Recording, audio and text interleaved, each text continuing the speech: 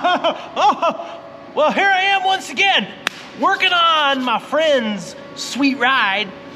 Behind me needs a new front drive shaft put in. We're gonna put it in, and it's gonna be glorious. Woo!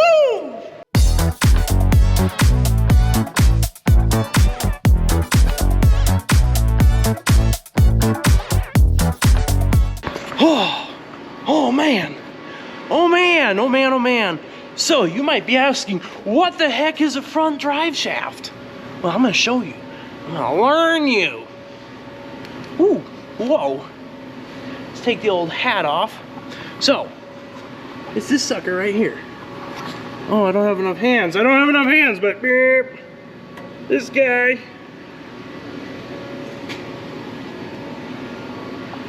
It seems to be a problem, and we're going to fix it. You can tell it's a problem by the way that it is. See, it's all... Can you see that all right? Dang it, I need to get like a light.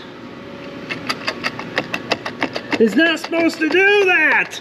It's not supposed to do that! Anyway, we will be replacing the front drive shaft. Henceforth.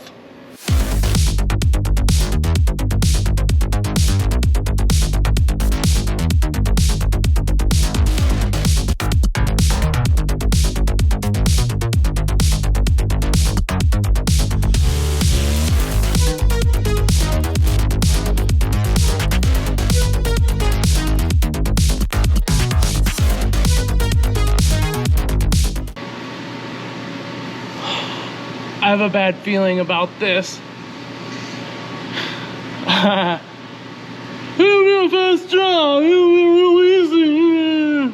Yeah, right. So, this is the cross member. This is the drive shaft. See, here's the end here. It goes all the way over there. I'm not sure how to get that out without dropping the mother trucking cross member. I'm gonna give it a good shot. I'm gonna give it the old college try and see if I can get it out without dropping the dang cross member. I might even check YouTube and see if there's a hint or a trick or a procedure. But I'll keep you posted. All right, so I went ahead and I dropped the center cross member by like 2 inches, an inch. And I think that's giving me just enough room to sneak this one out.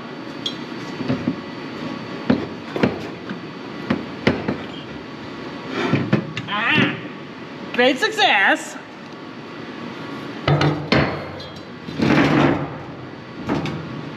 Yeah, this one's toast.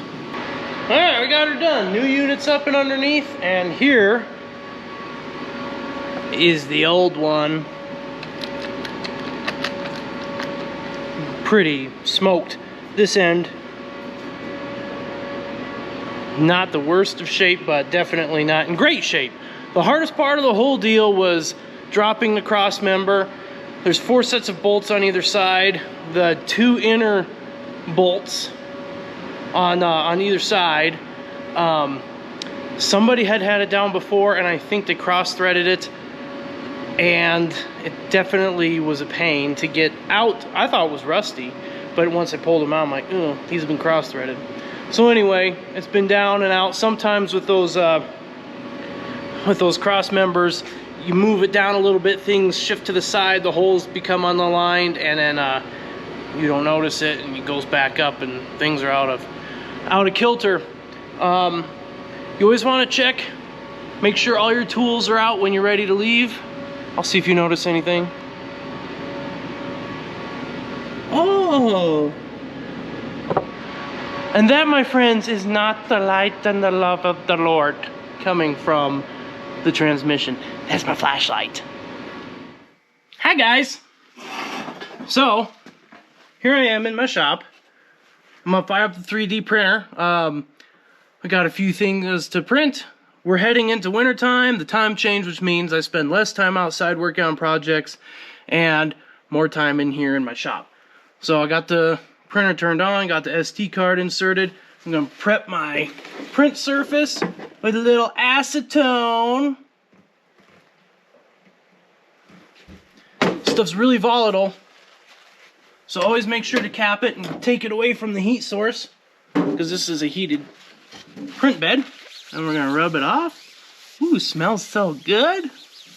There, nice and clean, allows for maximum adhesion. Now, we are going to change out the color. I don't want to print with black, I want to print with orange. So, we'll go to back here. Unload filament, it's PLA. So preheating the nozzle for unload. And then we'll prep new filament. Clean up the edge, add a nice 45. And now we wait. Alright, so it's preheated. Then we're going to press the knob and it's going to unload it.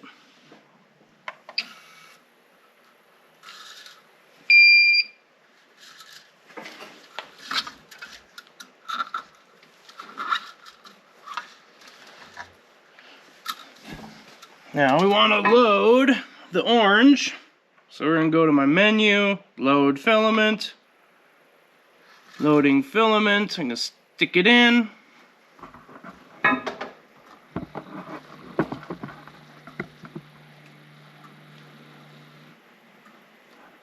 And what it's going to do is it's going to start coming out of the extruder, and we're going to watch for color change.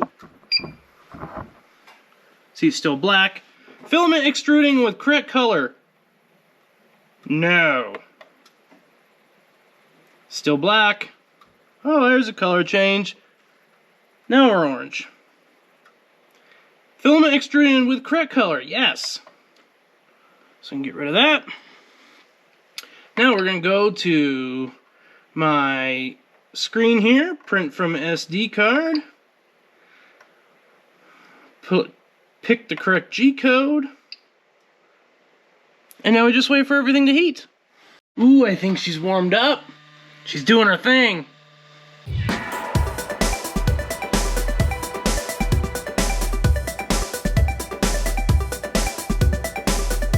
Now it needs to heat up just a little bit more. The machine is calibrated for a certain temperature, but the G code that I put into it off of Slicer asks for a different temperature for the PLA settings I have, PLA being the filament I'm using. So I need to go up another 15 or so degrees, and once I hit that, then it should start printing.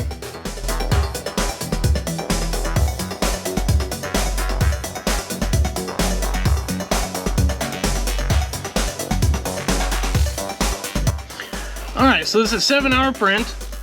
We'll come back and check it later tonight, but that's gonna do its thing, and may the robots smile down upon me with favor.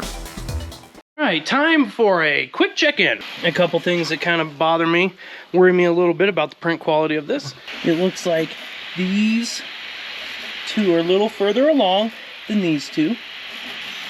And there may be some bridging issues here.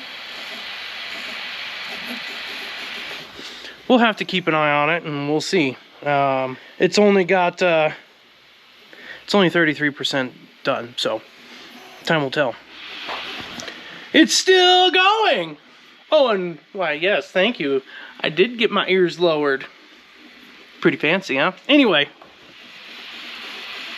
Do you have any idea what I'm printing? Do you? Yeah! It appears the print is done. That's neato mosquito. Here, let's do this. Let's do this real quick.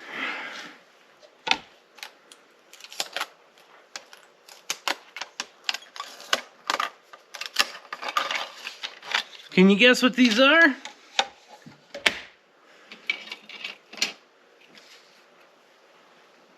.3D printed mat tracks. So if you get stuck in your bicycle or something really little, and you need to use these to get out, then you can. Hashtag Overland is life. See, here's a set. A little set of mat tracks.